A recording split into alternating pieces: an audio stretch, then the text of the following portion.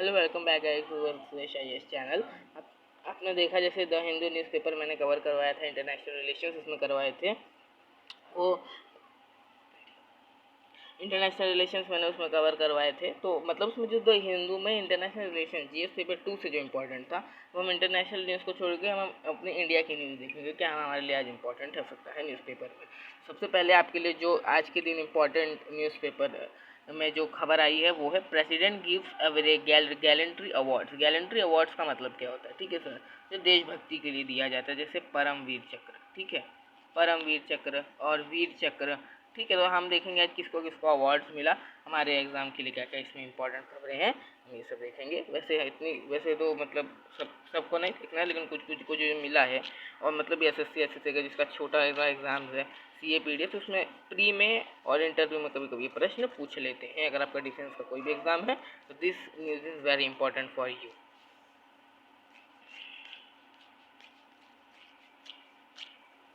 ठीक है, थोड़ा सा जूम कर लेते हैं इसको हम, और इस न्यूज़ को हम बहुत अच्छे से पढ़ेंगे, पूरा हर चीज़ की हम डिस्कस करने वाले हैं। Group captain Abhinandan Vardhaman, who has held captive over 3 Pakistan after chased down the Pakistan fighter jet in the चक वीर चक्र, इसको देखिए वीर चक्र मिला, किसको हम सब जानते हैं, अभिनंदन को। अभिनंदन को तो आप सब जानते होंगे, ठीक है सर। अभिनंदन को शायद कौन नहीं जानता होगा। अगर आपने पुलवामा के अटैक के बारे में थोड़ा सा भी अगर आपने न्यूज़ में देखा होगा, मेरे ख्याल से आपने देखा ही होगा, पुलवामा अटैक जो हुआ था तो उसमें ग्रुप कैप्टन अभिनंदन सिंह को भी मिला। अभिनंदन सिंह जो थे उनको जो है वो मिला है गैलेंट्री अवार्ड्स में, प्रेसिडेंट ने उनको जो दिया है वो मिला है वीर चक्र, ठीक है। तो याद रखना वीर चक्र इनको मिला है। परमवीर चक्र दूसरा हो गया। परमवीर चक्र वो मिलिट्री में हाईएस्ट ब्रेवरी अवार्ड है, वो 21 लोगों को अभी तक मिला है, लेकिन यह वीर चक्र है जो अभी तक मिला है अभिनंदन सिंह को, ठीक है। हम देखते हैं और कोई और किसी को कोई अवार्ड्स मिले हैं जो हेडलाइन डालें हम वही देखेंगे, हम पूरी आर्टिकल पढ़ने नहीं जाएंगे क्योंकि इतना इंपॉर्टेंट हमारे लिए इस एग्ज़ाम से इतना नहीं है। बस ये सब थोड़ी जो खबरें वो इम्पोर्टेंट है। क्यों मिला था तो आप वो जानते हो, उनका जो मिग 21 जहाज़ था इसने पाकिस्तान के एक जहाज़ को मार गिराया था और ये पाकिस्तान में कॉर्ड भी हो गए थे, कुछ दिन के लिए पकड़े गए थे। देन इंडिया के सरकार पे थोड़ा दबाव पे और वर्ल्ड के दबाव पे उनको छोड़ा गया था। और क्या है, सपर प्रकाश यादव, इनका भी नाम याद रख लेना। ओ क्या, सपर प्रकाश यादव, सपर Prakash Yadav highlighter, this was highlighter. And कृति चक्र, ये सपर गेट्स कृति चक्र। देखिए कौन नया अवार्ड हमको मिल गया, वो है कृति चक्र, ठीक है। कृति चक्र, कृति चक्र क्या है, ये भी मिलिट्री का ही अवार्ड है और मिला किसको है, ये प्रकाश यादव को मिला है, ठीक है, प्रकाश यादव को मिला है, ठीक है। तो इस न्यूज़ में इतना इम्पोर्टेंट था। हम दूसरी न्यूज़ के ऊपर बढ़ते हैं, वो शायद तमिलनाडु वाली न्यूज़ है, तो हम उस न्यूज़ पे पढ़ते हैं। इसको इरेज कर देते हैं पहले पन्नी बांध के रख। ठीक है, स्वागत करते हैं आपका हम वापस से। और भी दे सकते हो। तो अब ये न्यूज़ है Tamil Nadu will make Tamil Nadu number 1 industrialisation. Tamil Nadu को नंबर 1 इंडस्ट्रियलाइज कंट्री अब हमको इंडस्ट्रियलाइज स्टेट बनाने की बात कर रहे हैं वहाँ के सीएम कौन है, स्टैलिन। इनके बारे में थोड़ा सा हम देखते हैं। ये थोड़ी सी इंपॉर्टेंट न्यूज़ है गवर्नेंस को इकोनॉमिक्स से लेके। तो Tamil Nadu government objective to make the state number 1 in the industrialisation. What is industrialisation हमारे लिए और कुछ भी इंपॉर्टेंट नहीं है उस न्यूज़ से, वैसे थोड़ी सी हेडलाइन इंपॉर्टेंट है लेकिन ज़्यादा इंपॉर्टेंट है कि व्हाट इज इंडस्ट्रियलाइजेशन, ठीक है सर। ये आपके एग्जाम से रिलेटेड बहुत है। इंडस्ट्रियलाइजेशन देखो उसका मतलब होता क्या है, सबसे पहले हमको ये समझना है, ठीक है। तो जब आप हम सब जानते हैं 16th सेंचुरी की बात है, 14th सेंचुरी, तो रेनेसेंस हुआ और रेनेसेंस के बाद क्या हुआ, इंडस्ट्रियल रेवोल्यूशन चालू हुआ। वहाँ पे क्या हुआ, औद्योगिकरण चीज़ों का होने लगा। लोग जगह जगह पे यूरोप में इंडस्ट्रीज होने चालू हो गए और आज भी इंडस्ट्रियलाइजेशन चल रहा है। और आप जैसे जानते हो डेवलप कंट्रीज़ क्या इंडस्ट्रियलाइज कर चुकी है अपने आप को। हमारी जो कंट्री है वो डेवलपिंग कंट्री है, तो we are industrialisation our country. तो ये इंडस्ट्रियलाइजेशन में तमिलनाडु का एक अच्छा कदम है कि हम अपने कंट्री को इंडस्ट्रियलाइज बना देंगे। तो इसके कुछ आपको प्रॉफिट पॉइंट जैसे आपको लिखने हो कि हाँ किसी भी स्टेट को या कंट्री को आप अगर नेशन को या इंडस्ट्रियलाइज बनाते हैं उसके प्रॉफिट और लॉस कुछ लिखने हो, तो आज हम इस पर डिस्कस करने वाले हैं। सबसे पहले मैं आपको कुछ प्रॉफिट्स बताता हूँ।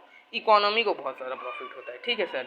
इकोनॉमी को सबसे पहला इकोनॉमी, और ये बढ़ती है, ठीक है, इंडस्ट्रियलाइजेशन से। इकोनॉमी बढ़ती है, ठीक है, एम्प्लॉयमेंट भी बढ़ता है, एम्प्लॉयमेंट भी बढ़ता है, हो सकता है हम कह सकते हैं इससे एम्प्लॉयमेंट होगा तो गरीबों को नौकरी मिलेगी, देन वो अपने बच्चों को पढ़ाएंगे, इससे लिटरेसी भी बढ़ती है। तो यू कैन ऑल्सो से, अब और सोचने का तरीका होता है कि लिटरेसी भी बढ़ती है। बट अगर आप इसको कह दो कि इसके नेगेटिव पॉइंट्स लिखने, ठीक है, negative points, major negative points नहीं है, मेजर पॉजिटिव पॉइंट्स हैं, बट कुछ नेगेटिव पॉइंट्स आपको जो लिखने हैं, क्योंकि इस समय वो नेगेटिव पॉइंट्स ज़्यादा आपके आंसर को हाईलाइट करेंगे पॉजिटिव पॉइंट से ज़्यादा, क्योंकि तो बहुत पुराना हो गया, तो सभी जानते हैं क्या होगा क्या होगा, लेकिन नेगेटिव पॉइंट बच्चे कितना सोच सकते हैं, तो हम ये नेगेटिव पॉइंट्स देखते हैं। नेगेटिव पॉइंट्स, ठीक है, नेगेटिव पॉइंट्स में आपको सबसे पहला पॉइंट लिखना है एनवायरनमेंट। उसमें क्या ई फॉर क्या था, इकोनॉमी था, इसमें ई फॉर एनवायरनमेंट है, इसको हानि होती है, इसको हानि और डाउनफॉल हो जाता है, डाउनफॉल हो जाता है, ठीक है, डाउनफॉल हो जाता है। क्यों डाउनफॉल हो जाता है? आपने अगर COP26 की मीटिंग के बारे में भी सुना भी होगा, नेट ज़ीरो कर रहे हैं लोग, तो ये नेट ज़ीरो के तो खिलाफ ही है ना, इंडस्ट्रियलाइजेशन हो रहा है, इंडस्ट्रियलाइजेशन होगा तो पोल्यूशन तो होगा ही होगा, पोल्यूशन होगा तो फिर लोगों को जीने में भी होगा, और इकोनॉमी में बढ़ा के तब कर ही क्या लोगे जब लोग जिंदा ही नहीं रह पाएंगे, लोगों को सांस लेने में दिक्कत होगा, लोगों को पोल्यूशन की प्रॉब्लम होगी, ठीक है, तो आप जिंदा रख के इकोनॉमी को करके कर ही क्या सकते हो। तो ये this point is very important, you can write this point. और पोल्यूशन से ज़्यादा मेरे ख्याल से और कोई पॉइंट रहेगा नहीं, क्योंकि बाकी सब तो इस तरह के पॉजिटिव पॉइंट्स रहेंगे, लेकिन जब भी आप आंसर लिखोगे तो ये पॉइंट को ज़रूर लिखना, क्योंकि आपके आंसर को हाईलाइट यही पॉइंट करेगा और कोई पॉइंट नहीं करेगा, ठीक है। तो हम बढ़ते हैं अगली न्यूज़ पे। अगली न्यूज़ है फार्म लॉस के बारे में, फार्म लॉस के बारे में अगली न्यूज़ है।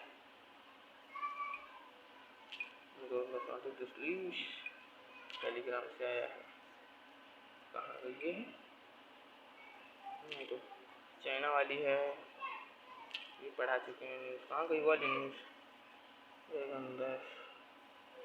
ये भी न्यूज़ थोड़ी सी इंपॉर्टेंट, इसको भी आप पढ़ सकते हैं। इसरो वाली जो न्यूज़ है, इसरो वाली, ठीक है, क्या है ये, foreign hand behind US ISRO frame up, मतलब यहाँ पे कोई फॉरेन हैंड के बाद CBI tell SC it suspect larger conspiracy to research और सार्वजनिक। ओह, इसमें क्या बात की गई है, मैं आपको थोड़ा सा इसका स्टोरी बताता हूँ। तो सीबीआई के बारे में यहाँ पे बात की गई है, ठीक है। अभी आपने सुना होगा एक स्कैम हुआ था 2006 में, 2006 वाला जो स्कैम था ये इसरो का, तो उस स्कैम पे भी बात हुई होगी कि फॉरेन हैंड उस स्कैम के पीछे, ठीक है, फॉरेन हैंड। तो अब इस पे हमारे एग्जाम के लिए क्या इंपॉर्टेंट है, देखो जरा मैं आपको बताता हूँ। सोवरेनिटी को हमारे खतरा है, आप लिख सकते हो, अगर वैसे तो टेक्नोलॉजी में इसरो का आता है, लेकिन मान लो आ गया पॉलिटी में, तो व्हाट यू कैन राइट, या इंटरनल सिक्योरिटी में। देखो ये बहुत इंपॉर्टेंट विषय है कि इंटरनल सिक्योरिटी जीएस पेपर 3 में आ सकता है, और जीएस पेपर 3 में आने का मुद्दा तो यही होगा ना कि जीएस पेपर 3 में इंटरनल सिक्योरिटी है, तो आप इसमें लिख सकते हो कि हो सकता है इसरो हमारे देश के खिलाफ ही काम करने लगे। वैसे ये पॉइंट थोड़ा खतरनाक पॉइंट होगा, लेकिन आप अगर लिख सकते हो, this is point is very important कि हाँ, अगर फॉरेन हैंड है तो ये हमारे देश की सोवरेनिटी को खतरा है, और इनडायरेक्टली सोवरेनिटी को खतरा है तो हमारे देश की इंटरनल सिक्योरिटी को भी खतरा होगा। बस ये पॉइंट की आपके एग्जाम के लिए इंपॉर्टेंट है, इतना इंपॉर्टेंट नहीं है। इस खबर को आपको अगर पढ़ना है कॉन्स्पिरेसी की थ्योरी से तो आप पढ़ सकते हैं, वरना दिस न्यूज़ इज़ नॉट, बोलते हैं ना, उस टाइप की न्यूज़ नहीं है, थोड़ी कॉन्स्पिरेटिव न्यूज़ है, तो मैं इस पर इतना नहीं जाऊँगा।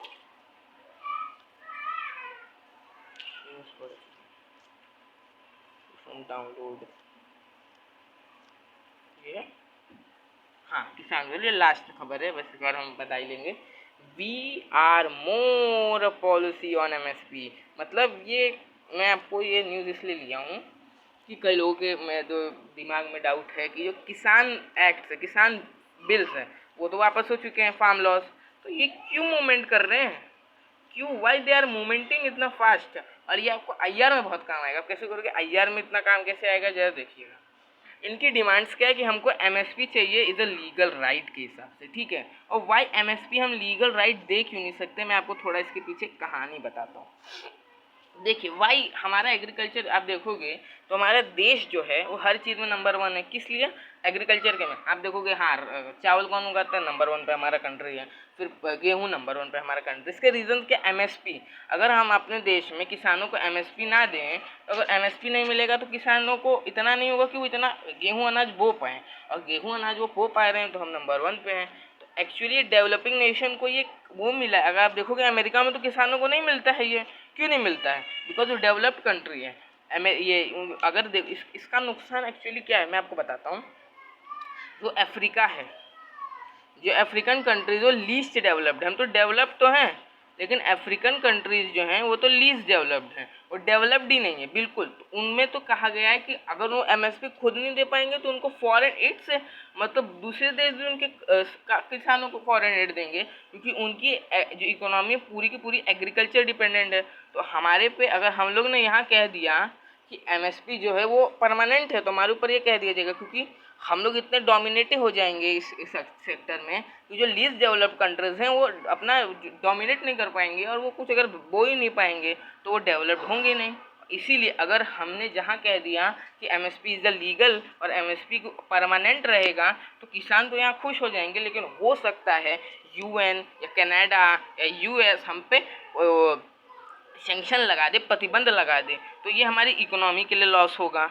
बट सरकार इस पर डायरेक्ट कुछ कह भी नहीं सकती है, ना कह दे तो देशवासी नाराज़ हो जाएंगे, और हाँ कह देगी तो हम लोग नाराज़ हो जाएंगे, मतलब वहाँ पे प्रतिबंध लग जाएगा देश पे। तो दोनों तरफ से देश को खतरा ही है। तो यहाँ पे सरकार को मेरे हिसाब से शांत रहना चाहिए, देखना चाहिए, क्योंकि कोई भी किसान ज़्यादा देर तक बाहर नहीं रह सकता है, उसको भी अपनी फसल का ज़्यादा थोड़ा सा बहुत ध्यान रहेगा। किसान बिल हटा के ठीक किया नहीं ठीक किया ये बात की बात है, हर इकोनॉमिस्ट का अलग व्यू है, बट ठीक इसलिए किया क्योंकि किसान थे, और जिस चीज़ के आप हित में जाए हो, जब वो खुश नहीं है तो आपको तो रिमूव कर ही देना चाहिए, ठीक है। जब वो खुशी नहीं है, आप मान लो आपने किसी के लिए 100 रुपये खर्चा किया, वो नहीं, उसको नहीं अच्छा लग रहा, नहीं खर्चा करो, तो मत खर्चा करो ना, क्या मतलब है। तो किसानों को जब बिल ही अच्छा नहीं लग रहा तो उनके लिए बिल ला के क्या मतलब है। इसीलिए मोदी सरकार ने उसको, मैं किसी का देखो सरकार का सपोर्टर नहीं हूँ, मैं भी कहता हूँ कि हाँ किसी बिल तो बुरे थे और बहुत लेट इन्होंने वापस लिया है, और राकेश टिकैत जी भी ठीक कर रहे हैं, बट अभी भी मूवमेंट चल रहा है, वो भी एमएसपी वाला, तो आपको इस पर ध्यान देना चाहिए।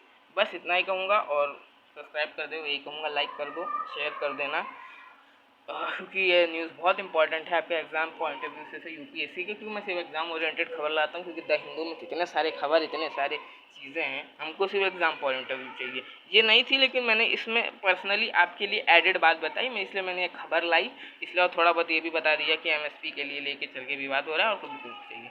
ठीक है, तो बाय, अलविदा।